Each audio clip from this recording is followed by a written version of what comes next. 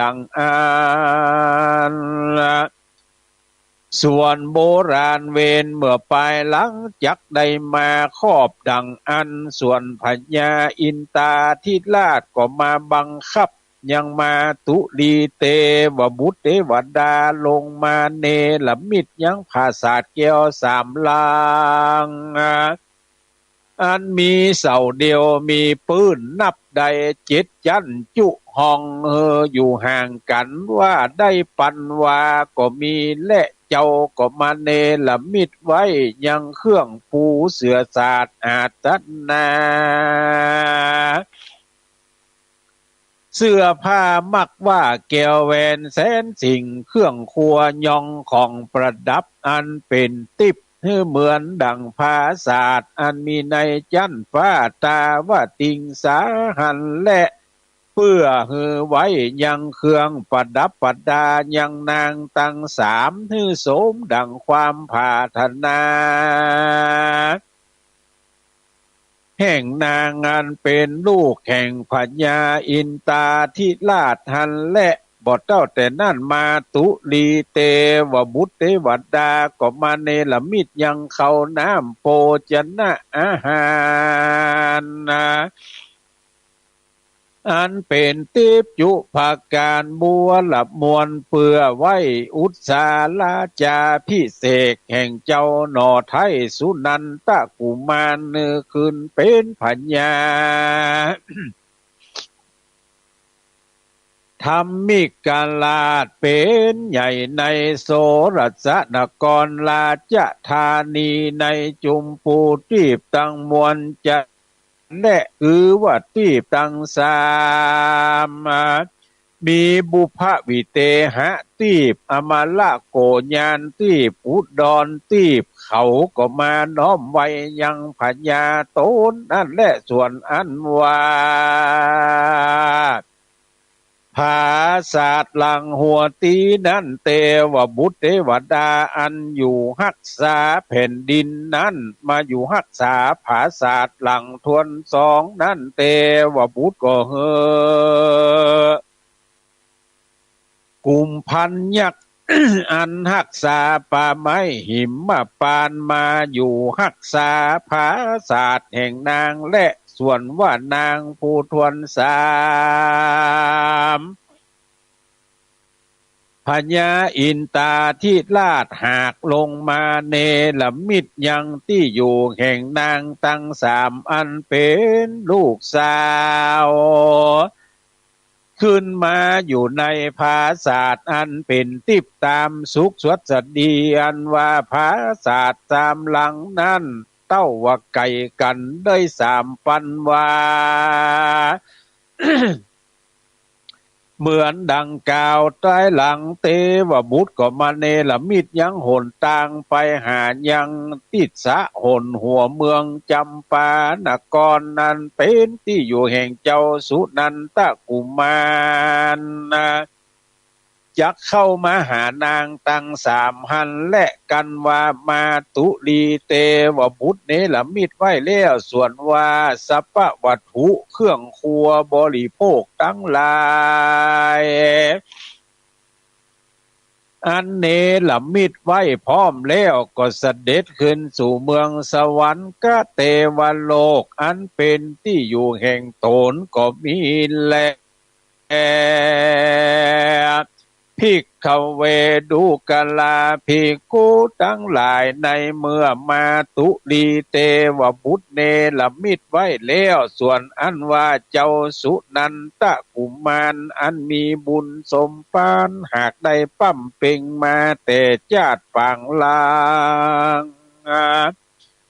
เมื่อก่อนได้สร้างบุญกับโดยนางตั้ง3ก็มาคบครอบคว้กันดังอันเจ้าก็เอี่ยวจะเดินไปในป่าหิมพานต์ส่วนเทวดาก็มาตามรักษายังเจ้าสุนันตะกุมารบ่พรากเทวดาทั้งหลายหากนำไปยังเจ้าหือไปลอดยังติดสะ อันนางอยู่หันและเจ้าก็เตียวไปโดยจ้องไม้และเครือเขาในป่าไม้หิมพานต์บ่นานเต้าใดเจ้าก็ไปลอดหนทางอันมาตุลีเตวบุตรหากเนลมิตไว้นั่นแล้วก็เป็นอันกว้างขวางลาบเพียงเลียงงามมากนักสันนั้นเจ้าก็ล่ำเปิงในหัวใจโตนว่ามันจักไปถึงบ้านเมืองคนอยู่จันและก็มีใจจมชื่นยินดีมากนักเจ้าก็ไต่เตียวตางอันนั้นไปบอดนานเต้าใด เจ้าก็หันยังภาศาสตร์หลังหนึ่งมีลัดซับมีอันลุ่งเรืองไลใสงามดีเด่นประดับประดาไปโดยแก้วเจ็ดประการมีปืนใดเจ็ดยันมีเสาเดียวเจ้าก็ถามว่าภาศาสตร์หลังนี้เป็นที่อยู่แห่งเทวดาตนมีชื่อดังลือจาเมื่อเจ้าสุนันทกุมารถามดังอันนางนอแก้วก็ไขยังนาป่องเบ่งจรภาศาสตร์เลี้ยวกดเล็งดูยังเจ้าสุนันทกุมารหน่อเนาอันมีบุญสมปานหากได้สร้างมากับตนแต่ญาติปางลางนางก็มีใจปฏิพัติสิเนหาฮักแปลงในตนตัวแห่งเจ้าสุนันทกุมารมากนักก็มีแลในกาลละเมื่อเจ้าสุนันทกุมารสัตตาหันยังนางหนอแก้วอันมีรูปอันงามแล้วสันนั้นเจ้าก็ถามว่าพันเตดูกัดลานางผู้มีรูปอันงามเฮยหรือว่าเป็นเทวดานั่นจาหรือว่าเป็นคูดนาคน้ำนากาหรือว่าเป็นกุมพันยักขามาเนลมิตรนั้นจาอันหรือว่านางยังเป็นมนุษย์จาอันจะลือในเมื่อเจ้าสุนันทกุมารถามนางอยู่สันนั้นนางก็กล่าวว่าพันเตข้าเดชเจ้ากูส่วนอันว่าโตนข้าน้อยนี่ก็บ่ใจเทวบุตรเทวดาบ่ใจกุมพันยักษาบ่ใจผีเสือเชื่อป่าอันใดและข้าหากเป็นมนุษย์ชาติคนเหล่านี้และตานเฮยเจ้าป้อยมีชื่อดังลือนี้จาเจ้ากุมารกล่าวว่าพันเตดูกัดลานางส่วนว่าเราปีนี้ก็หากลูกจากเมืองจำปานครพุ่นมาและนาเมื่อนั้นนางปทุมมาว่าดีหนอเนาก็ถามเจ้ามานะว่ากุมารว่าเจ้าป้อยมีปัญโยชนะกรรมเครื่องใจสันใดจาจิ้งมาหลอดมาถึงที่นี้จาเมื่อนั้นเจ้าสุนันทกุมารก็กล่าวยังกิริยาอาการอันตนพระทรงมีประโยชน์แจงจุปการแก่นางแล้วเจ้าก็กล่าวว่าดูกลานางเอโกราชายังมีพญาโตนดึงอยู่เสวยยังลาจะสัมปติในเมืองจำปานครพญาก็ปงอาจยาแก่กูปีนี้หายังจ้างสามงาป่าสามเงี้ยงไปถวายแก่เจ้าพญากันว่ากูปี้หาบทใดมันก็จักคากูปีนี่ตายเสียจะเละว่าอันนางเฮยพันเตดูกัลานางในวันนี้ก็เป็นกาละอันคำตะวันตกต่ำลับดอยไปแล้วกูพี่ขอจอดยั่งในภาษาแห่งนางนี่คืนนึ่งแดดเตอเมื่ มื่อนั้นนางก็กล่าวว่าข้าแด่เจ้ามานว่าเหยพิว่าบ่มีเป็นดังอันกันว่าเจ้าโตนบุญสมปานหากได้สร้างรวมกับข้าในชาติปางก่อนเจ้าจุงอธิษฐานวานไว้หาบุญแห่งเจ้าเตอะเมื่อนางกล่าวตามกรรมมีอันชอบทำแล้วเจ้าสุนันทกุมารก็ตั้งสัจจะอธิษฐานหวานไว้หายังบุญสมปานแห่งตนก็มีและตะตาในกาลละเมื่อนั่นป่าศาสทังอันว่าภาศาสวิมานแห่งนางปทุมมาวดีหนอแก้วอันตั้งอยู่หากดูงามมากนักก็อ่อนน้อมก้อมหย่อนลงมาสู่พื้นดินแล้วเจ้าก็ขึ้นสู่ภาศาสแห่งนางหันและในกาละเหมือนนั่นเจ้าสุนันทกุมารเข้าไปในภาศาสเดียวส่วนว่าภาศาสแก้วแห่งนางปทุมมวดีหลังนั่นก็จริงยกปกขึ้นเมื่อบนเป็นปกติดังเก่าหันและนาส่วนว่าภาศาสหลังนั่นประดับไปโดยจอฟ้าดวงปีตั้งลายแขวนโดยหิ่งแก้วและขายเงินขายคำขายแก้วมณีโจทย์ทั้งหลาย หากประดับประดาลุ่งเรืองไลใสงามมากนักจะแลยามเมื่อลมหากมาปัดถูกต้องก็มีเสียงมีนันสนั่นก้องมวลมากนักกวนละเมาเอาใจก็มีและส่วนอันว่าเจ้าสุนันทกุมารและนางปทุมมาวดีก็อยู่สมสู่ด้วยกันก็มีใจยินดีมากนักในกาละเมื่อถึงยามค่ำมาแล้วส่วนอันว่าพญาพรหมโตนอันอยู่หักษายังภาศาสแห่งนางปทุมมาวดีนั้นเจ้าได้ยินเสียงแห่งเจ้าสุนันทกุมารและนางปทุมมาวดีผู้จากันสันนั่นก็ถามซึ่งนางไปว่าดูกะลานางเหยเจ้าแม่เป็นปุกระผู้ใดมาอยู่กับโดยนางนั้นจายามนั้นนางปทุมมาวดีก็กล่าวว่าข้าแด่แม่เทวดาเหยเป็นเจ้ายังมีมานว่าชายหนุ่มผู้หนึ่งลูกแต่เมืองจำปานครมาอยู่กับโดยโตนแห่งข้าจะและเมื่อนั้นนางเทวดาก็มาขนิ่งใจว่ามานะว่าชายผู้นี้มีบุญสมปานแต่และว่าอันนางเทวดาก็ถามซึ่งเจ้าสุนันทกุมารว่าดูกันลาเจ้าโตนบุญมากเจ้าลูกเมืองจำปานครมาลอดนี้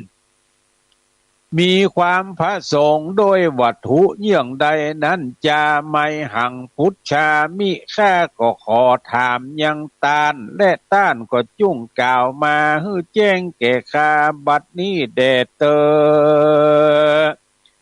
เมื่อนั้นเจ้าสุนันทกุมารก็กล่าวว่าข้าแด่แม่เทวดาตั้งหลายเฮยอะหังอันว่าคาอากาโตก็เข้ามาอาทิปะเสปะเทเสในประเทศนี้เพื่อมีความประสงค์อันใคร่ใด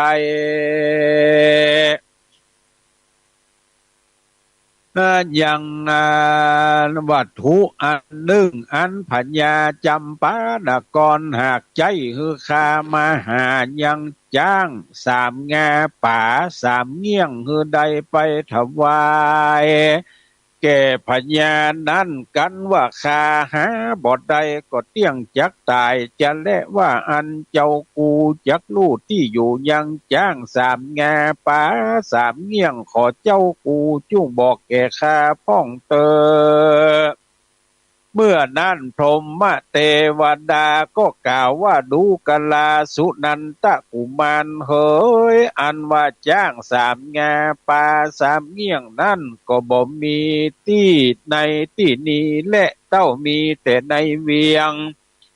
พญาอินตาธิราชสิ่งเดียวนางพรหมเทวดากล่าวเต้านั่นแล้วก็บอกแก่น้องนางแก้วปทุมมาวดีฮือเจ้าสุนันตกุมารไปหันและเมื่อเจ้ากุนันตกุมาร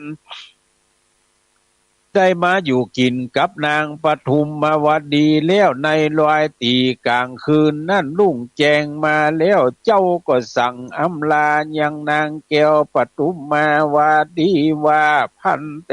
พัดเตดูกะลานางตีลักปี้เฮ้ยนางจุ่งอยู่ก่อนเตอะวัตถุอันจักเป็นประโยชน์แก่ปี้ก็ยังหาบ่ได้เตื้อเมื่อใดกูปี้ได้ยังจ้างสามงาป่าสามเงี้ยงแล้วปีก็จักปิกคืนมาหาบ่ญาจะและเจ้าสั่งอำลาแล้วเจ้าก็ลงผาศาสตร์แห่งนางหนอแก้วก็ไปตามวิสัยแห่งตนเดียวก็ได้ไต่เตียวไปตามหนทางอันมาตุลีเตวบุตรหากเนลมิตไว้นั่นเจ้าก็ไปหันยังวิมานคำผาศาสตร์แห่มหลังเนืองก็เป็นอันงามยิ่งกว่าหลังอันเจ้าได้อยู่มานั่นแหละเมื่อนั่นเจ้าสุนันตกุมารก็ขอจอดยั่งภาศาสตร์แห่งนางปทุมมาไก่สอนหันและในเหมือนเสียงร้อยที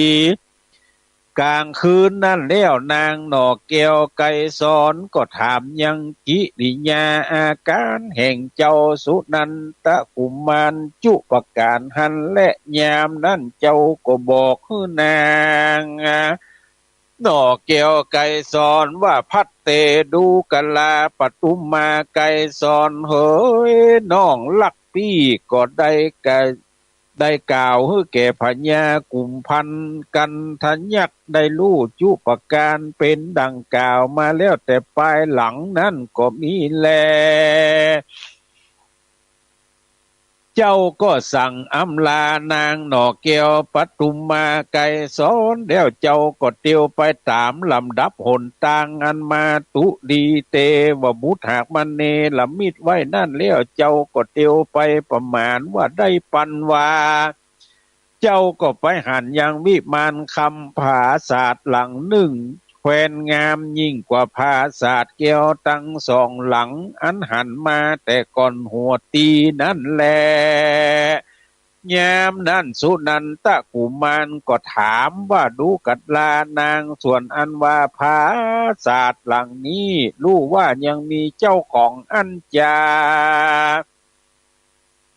รู้ว่าบ่มีเจ้าของนี่จานอเมื่อนั้นนางแก้วปทุมมาวดีผู้มีรูปอันงามก็ไขหน้าป่องเบ่งจรพอเล็งดูเจ้าก็หันยังมานะว่าชายหนุ่มผู้มีรูปโฉมโน้มพันวันนะอันงามเข้ามาซื่อนาป่องภาศาสตร์แห่งตนสันนั้นนางก็ถามว่าข้าเดชเจ้าผู้มีลักษณะอันเรางามเจ้าลูกแต่ประเทศเขตใดมาลอดที่นี้เจ้ามีความสลั่งสังกาใครใดยังเยื่องใดจาที่นั่นเจ้ามานะว่ากุมารก็กล่าวว่าพันเตดูกะลานางส่วนอันว่าคูปีนี้ลูกแต่เมืองจำปานกรพุ่นมาและว่าอันแล้วเจ้าสุนันตกุมารก็บอกกล่าวยังกิริยาอาการอันตนมาฮือแจ้งแก่นางจุประการหันและนาแล้วเจ้าก็ขอย่างจอดนอนในภาศาสตร์แห่งนางหันและในกาละเมื่อนั้นนางหนอแก้วปทุมมาวดีก็กล่าวว่าภิว่ามีดังอันกันว่าเจ้ายังมีบุญหากได้สร้าง มาห่วมกับข้ามาแต่จาดปางหลังเมื่อก่อนนั่นเต้ก็จุ้งหือตั้งสัจจะอธิษฐานไว้วานหาบุญสมปานแห่งเจ้าเดชเตอส่วนเจ้าสุนันตกุมารได้ยินกำแห่งนางกล่าวแก่โตนดังอันแล้วเจ้าก็กระทำสัจจะอธิษฐานหาบุญสมปานนั้นโตนหากได้สร้างมาแต่ก่อนปลายหลังส่วนอันว่าวิมานคำภาศาสตร์นาเกอแห่งนางปทุมมาว่าดีก็หย่อนน้อมก้อมลงมาสู่เหนือดินยามนั้นเจ้าสุนันตกุมารก็ขึ้นไปสู่ที่อยู่แห่งนางอันชื่อว่าปทุมวดีก็มีแลเมื่อนั่นภาศาสตร์ก็ยกปกขึ้นไปเหมือนดังเก่าก็มีแลส่วนอันว่าภาศาสตร์หลังนั้นก็มีรัศมีหลังสีลุ่งเรืองงามเสมอเหมือนดังพระอาทิตย์อันออกมาแดงงามมากนักในเมื่อเจ้าสุนันตกุมารขึ้นเมื่อสู่ภาศาสตร์แห่งนางแล้วอันว่านางหนอแก้วปทุมมาวัดดีก็คือยังเจ้าสุนันตกุมารขึ้นนั่งเต้นเกี่ยวเจ็ดผักการอยู่เสวยสุขสำราญเป็นเจ้าแก่นางปทุมมาวดีในภาษาที่นั่นก็มีแลภิกขเวดูกลาภิกขุทั้งหลายส่วนอันว่าปุกกละผู้ใดได้กระทำบุญไว้ในชาติปางก่อนไว้เลี้ยวก็หากจักได้เสวยบุญในชาตินี้ก็มีแลบาลีว่าอติตะกัมมังปัจจุปันนะกัมมังกันว่าเราได้กระทำบุญในชาตินี้ก็จักเสวยแล้วในภาวะชาติหน้าก็มีสันนี้และในเมื่อเจ้าสุนันตกุมารนะได้มาอยู่กินกับนางแก้วปทุมมาวดีอันเป็นลูกสาวพญาอินตาทิลาชดังอันกันพญาอินตาลู่แล้ว ก็ลงมาจากตาวติงสาเลี้ยวเข้าไปสู่ในภาศาสติเจ้าสุนันตกุมารอยู่นั่นเลี้ยวก็ปากตานเจียนจากับโดยเจ้ากุมารว่าดูกะลามานะว่าเจ้าเฮยต้านมาในที่นี้ต้านมีพระสงฆ์ด้วยเหตุการณ์อันใดจาอะหังพุทธันโตเจ้าก็มาถามต้านแล้วเราก็มาถามต้านแล้วต้านก็ถามเราแล้วตวงอันว่าต้านอาจิคิดตัวต้านจุ้งบอกเกตเราได้รู้บัดนี้เดชเตอเมื่อนั้นเจ้าสุนันตกุมารก็นามัสการกราบไว้ยังเตปะไทยอินตาว่าคาเดพญาอินตาเจ้าหิโดยมีแต่แล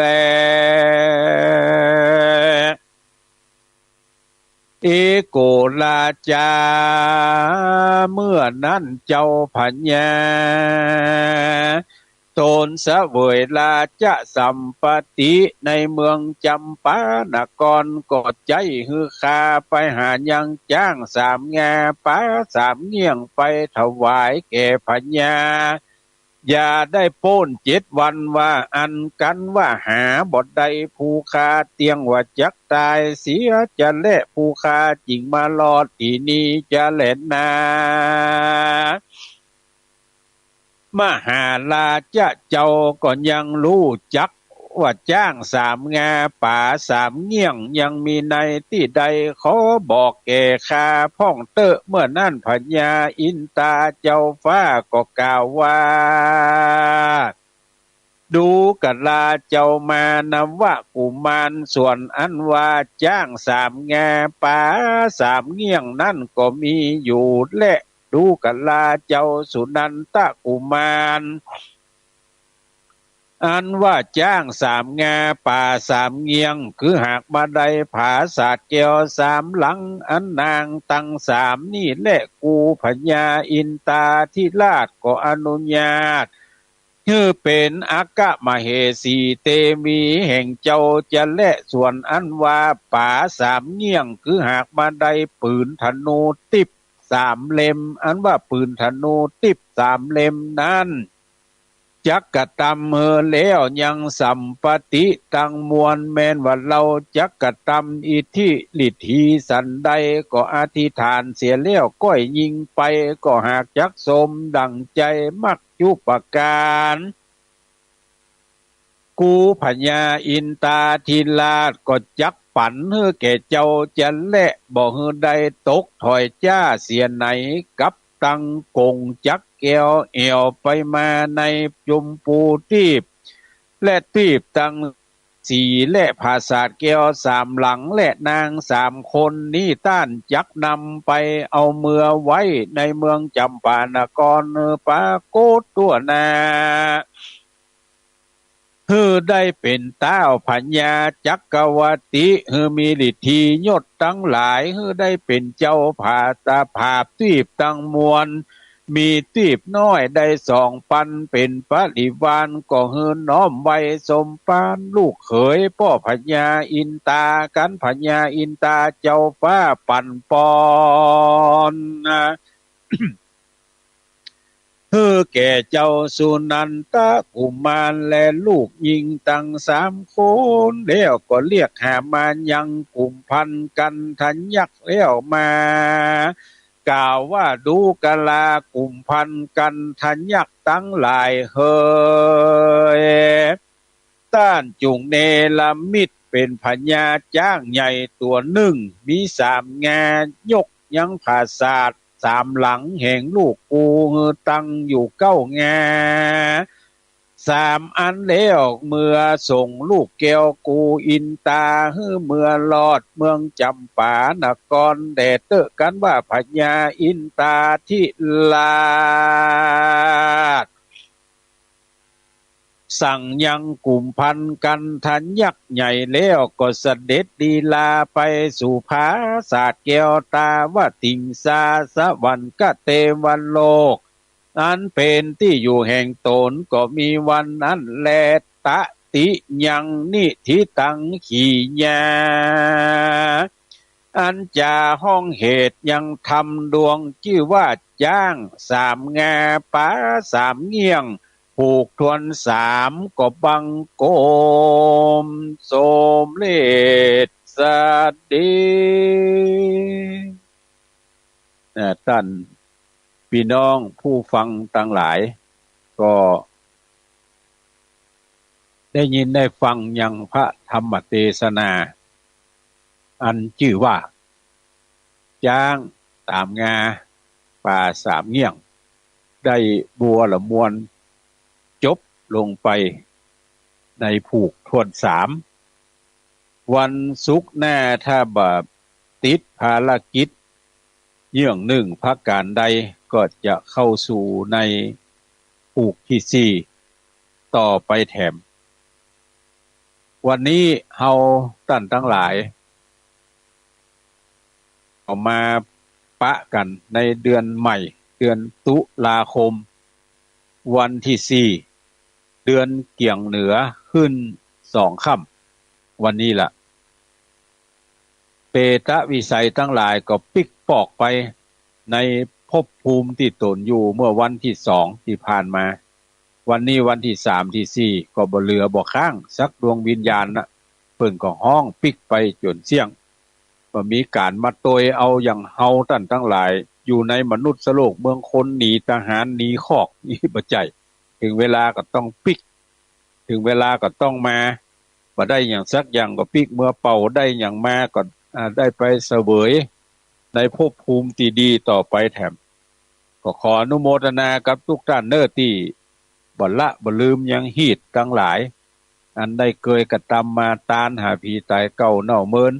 คิดใจได้ไฟใจเติงที่ได้อยู่ได้กินด้วยกันก็ตานหากันไปเป็นที่บัวละมวลเรียบร้อย แฮมประการหนึ่งก็ขออนุโมทนาขอบคุณกับพี่น้องศรัทธาเฮาเจ้าข้าในตำบลแม่โป่งตึงหมู่ตึงมวลกัน6หมู่บ้าน1,400 กว่าหลังคาเฮือนที่ได้ช่วยกันกึดกินดาตานในงานทำบุญครบรอบ91 ปีของการก่อตั้งโรงเรียนบ้านแม่ห้อยเงินแล้วก็จัดให้มีการมอบทุนการศึกษาให้แก่ละอ่อนนักเรียนถึงหมู่ถึงมวลก็มอบกันไปเป็นที่บัวละมวลไปเมื่อวันที่วันอาทิตย์ที่22เมื่อเดือนกันยายนที่ผ่านมาก็ได้มอบทุนการศึกษาให้กับละอ่อนในส่วนที่เกี่ยวข้องในโรงเรียนก็มอบให้ละอ่อนไปอยู่34คนทุนไหนก็500 บาท500 บาทก็มีพี่น้องศรัทธาเฮาท่านทั้งหลายได้ให้หอมปัจจัยกันในการทำบุญครบรอบ91 ปี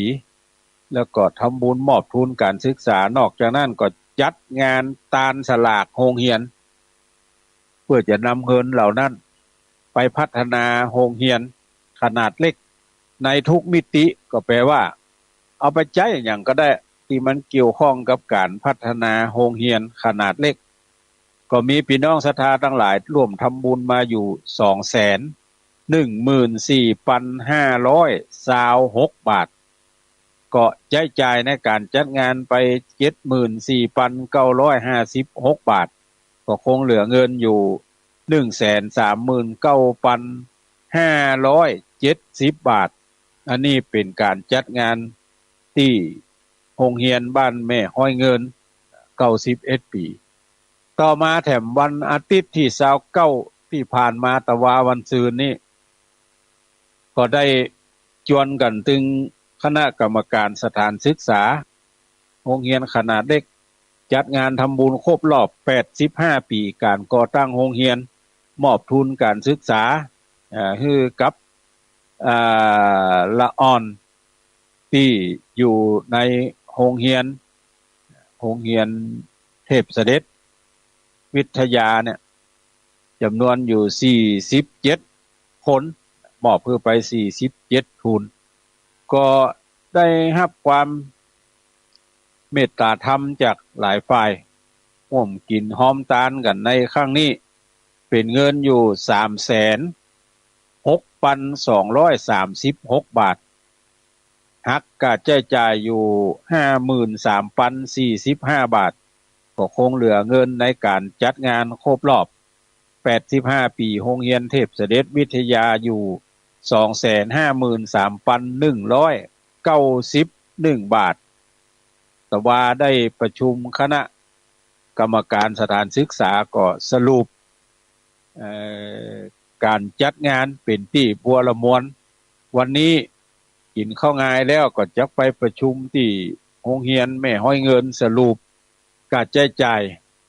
กับคณะกรรมการได้ยินได้ฟังครับ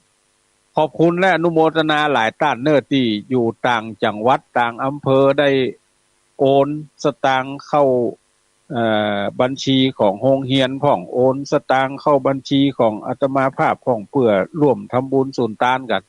ขออนุโมทนาขอบคุณกับทุกท่านที่ได้กึดกินดาตานด้วยกันเจตนาของท่านมิด้วยประการสันใดก็ขอให้สมมโนไมไฟอ้างอย่าได้หลงคล้องข้างจุเยี่ยงจุประการตอนนี้เวลาตีห้า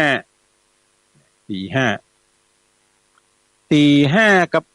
55 นาทีก็ใน5 นาทีนี้จะเปิดสายให้ท่านทั้งหลายได้โทรเข้ามารายงานเพราะว่า2-3 สุกแล้วบ่ได้เปิดสายเพราะมีการที่จะต้องไปทำบางเตื้อเปิ้นมาท่าตั้งลุ่มก๊อกฮอกบ่ลงไปเนอกันยังเห็นน้อย ราะว่าจะมาปะมาปุ๊บกันนี่ต้องก่อน8 โมงถ้าหลัง8 โมงไปก็จะไปงานอื่นต่อไปแถบและบางเทื่อก็ไปงานนั่นสดงานนั่นไปงานนั่นสดงานนั่นกว่าจะปิกก็ค่ำก็มืดบ่ได้ปะกันก็มี0817964608ให้จะโทรมาอู้มาจ๋ามารายงานผลการรับฟังอู้เรื่องน้ำท่วมกันอย่างกาก็เจอเนอ8452จากทางใดเอ่ยเจริญพรฟังจากทางไหนฮะแม่อยู่อำเภอลีอยู่อำเภอลีน้ำมาท่วมเนาะน้ำบ่โอ้เลยวันนี้ฝนตกหนักท่วมทั้งลุ่มเนาะมันบวกอยู่อำเภอลียินดีนะแม่เนอะ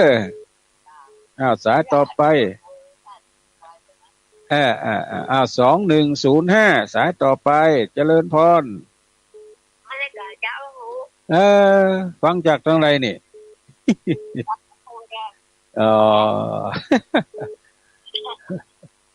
ตานสลากยังไงพ่อง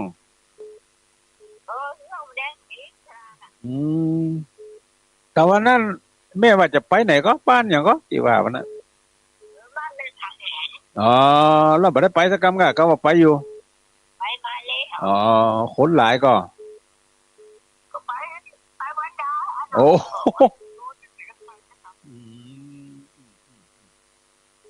ยินดีเนอะยายพรสายต่อไป9134จากทางใดฮะ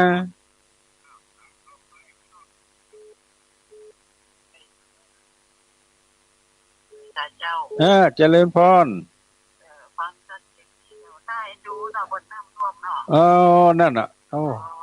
ท่วมหลอก2หลอก3หลายรอบก็เสียหายนักหน่อย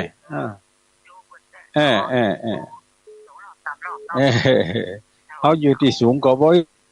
จักยังกันไปยินดีเนอะสายต่อไป6919จากทางใดฮะ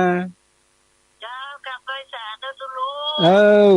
เตี้ยมันสีละนอนเตี้ยบ้านห้องละปูน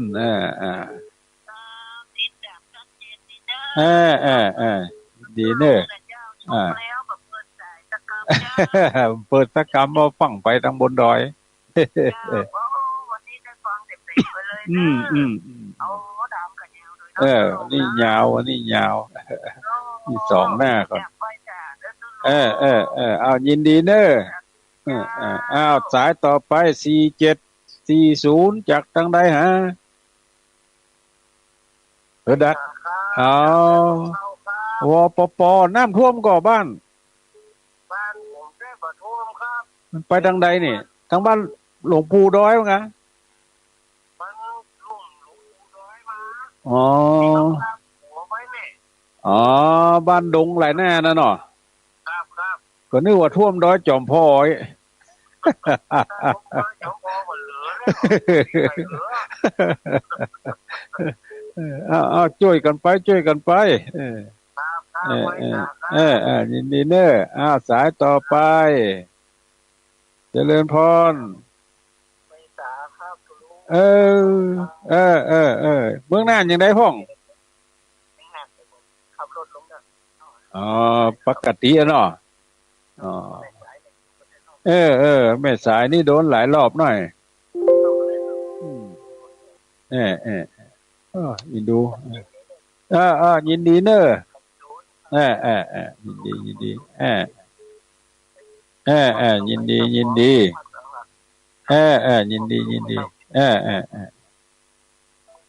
สายต่อไปตะกี้ลุดไปฮะจะหับแหมสายเนี่ย59ละหั่นบ่มีสายเข้ามาละก็ขอนำรายการนี้จากท่านทั้งหลายไปก่อนเนอะอายุวันโนสุขัง